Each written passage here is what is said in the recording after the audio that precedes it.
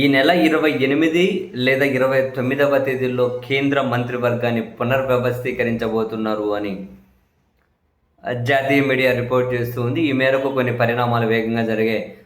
మొన్న ప్రధాని నరేంద్ర మోదీ గారు వెళ్ళి రాష్ట్రపతి గారిని కలిసేసొస్తే, తర్వాత అమిత్ షా గారు వెళ్ళి కలిసేసొచ్చారు. ఫైనల్‌గా ఓవరాల్‌గా 34 మంది మంత్రుల మీద అంటే శాఖలు మార్చడము, ఉద్వాసన పలకడము చేయబోతున్నారు అని వార్తలు వెలువడుతూ ఉన్నాయి. ఇందులో కీలక మంత్రిత్వ శాఖలు కూడా ఉన్నాయి అని. ఆర్థిక శాఖ నిర్వహిస్తున్న నిర్మలా సీతారామన్ గారిని ఆ మంత్రిత్వ శాఖ నుంచి తప్పించి విద్యాశాఖ అప్పగిస్తారు అని, ప్రస్తుతం విద్యాశాఖ నిర్వహిస్తున్న ధర్మేంద్ర ప్రధాన్ మీద ఉద్వాసన వలుకుతారు అని, జంజీలో తీవ్ర వ్యతిరేకత కనిపిస్తుంది ప్రభుత్వం మీద. ధర్మేంద్ర ప్రధాన్ని కొనసాగిస్తే తీవ్రమైనటువంటి అసంతృప్తి మరింత బలపడుతుంది. కాబట్టి దాన్ని తప్పించుకోవాలి అంటే ధర్మేంద్ర ప్రధాన్ మీద వేటేయాలని చెప్పి కేంద్రం భావిస్తోందని, ధర్మేంద్ర ప్రధాన్ మీద వేటేసి విద్యాశాఖ నిర్మలా సీతారామన్కి ఇవ్వడం. అండ్ ఆర్థిక శాఖ ఎవరికి ఇస్తారు? ప్రధానంగా వాణిజ్య శాఖ మంత్రిగా ఉన్న పీయూష్ గోయల్కి ఆర్థిక శాఖ ఇచ్చి అశ్విని వైష్ణవ్కి వాణిజ్య శాఖ ఇవ్వాలి అని ఒక ప్రపోజల్, లేదా ఆర్బీఐ మాజీ గవర్నర్ శక్తికాంత్ దాస్ని ఆర్థిక శాఖ మంత్రి చేసే ప్రతిపాదన కూడా ఉంది అని అయితే వార్తలు వెలువడుతూ ఉన్నాయి.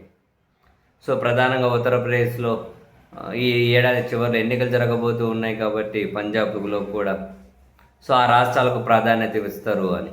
ఆమ్ ఆద్మీ పార్టీ నుంచి వచ్చిన రాఘవ్ చద్దాకి ఆయన ముఖ్యమంత్రి పదవి వదులుకొని వచ్చినటువంటి నితీష్ కుమార్కి కీలక మంత్రిత్వ శాఖలు అప్పగించబోతున్నారు అని వార్తలు వెలువడుతూ ఉన్నాయి.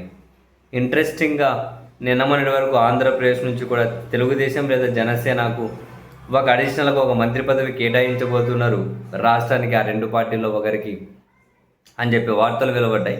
మరి ఇప్పుడు ఎందుకు ఆంధ్రప్రదేశ్లో ఎవరికి ఇస్తారో ఎవరికి ఇయ్యరు అనే దాని చర్చే కనిపిస్తలేదు జాతీయ మీడియాలో కూడా.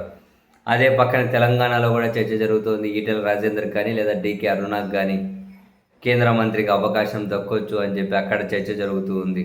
కానీ ఆంధ్రప్రదేశ్కి సంబంధించి అనూహ్యంగా చివరి నిమిషంలో మరి ఏ పేరు ప్రస్తావనకు రావడం లేదు.